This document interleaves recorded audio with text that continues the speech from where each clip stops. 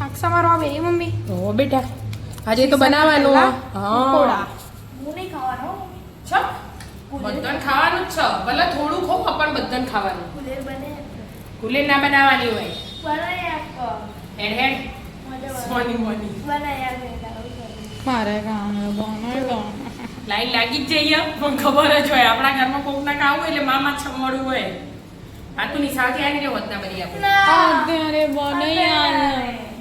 પણ માં ખાવું નહીં આસા. આ શાકના રોટલી તો ખાવી પડે. ના હું તો ખાઈ લઉં શાક રોટી પણ થોડી કુલેરે ખવાય. પહેલા કુલેર બને યાદ પછી હું જોઉં. હા તાર તું શાક સમારે તો હું કુલેર બનાવવા જાઉં. ના. અરે રોમના મિલું પેલા કુલેર બનાવી આપે. Thank you. ગોળ સમારે We answer not. શું તૈયાર નહીં કરી ભાઈ. એને હું ખબર પડે. જે બનાવ્યો તે સરી લે અરે ગોળની સરી લ્યો. થાળી લાવો એડો. ગોળ સમારે તો એડો પહેલા તમે જાતે સમાર્યો હતો. મને નહીં આવડે. મને મને નહીં આવડે. એક એક ઝીણો ઝીણો મસ્ત ગોળ સમાર દેવાનો. સમારી દીધો ગોળ. હવે બેટા ગોળ સમાર દીધો એકદમ ઝીણો ઝીણો સમારવો પડે. રસ મંગાવ્યો. ઓહો રસ પણ તમને નહીં આલું તમારા માટે કુલેર બનાવીએ ને એટલે એવું ના કરે મમ્મી. રસ તો પીવું પડે. રસ પીવું પડે. હમ માથા પીવરા ઊભી પેલો કટકી રસ આપણે આવતો રહ્યો ને. આ તો મજા આવશે. મજા આવશે ને? હા લે હેડે. બધાને ઘેર આવવું હોય તો ગમે તેનો ડબ્બો આવ્યો ને કોક બીજી વસ્તુ ભરી મિલવાની. એવું મિત્રો કોમેન્ટ કરીને કહેજો કના ઘેર આવવું હોય. બાજરીનો લોટ બધી તો આઈસ્ક્રીમ ના ડબ્બા હોય ગમે તે બાજરીનો લોટ એકલો ગમે. અને બરાબર ગોળ છોડવાનું. ઘી અને બાજરીનો લોટ. બરાબર ઘી એકદમ ગરમ લેવાનું ઠંડુ નહીં લેવાનું. બરાબર છોડવાનું. લાડુ વાળો ને એવું જોવો છો.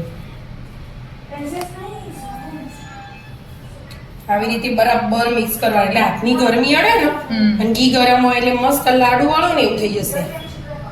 આપણે બનાવીએ શીતળા સાતમે માતાજીને ધરાવારી કુલે તૈયારી જ છે. શ્રાવણ મહિનો આવશે એટલે તહેવાર ચાલુ. રે રક્ષાબંધન ને જન્માષ્ટમી ને ગણપતિ બાપા આવશે ભાઈ અંબેમાં આવશે દિવાળી આવશે. ચાલુ ચાલુ હમણાં હાલ દિવાળી આવી જશે તહેવાર ચાલુ હોય એટલે આવી રીતે મિક્સ કરીએ ને એટલે જો આમ તો થઈ ગયો લાડુ વાળો એવો પણ આવું ડચુરા હોય. હજી થોડું છોડવાનું બરાબર. અને થોડું ઘી જોશે હજી તો છોડવાનું.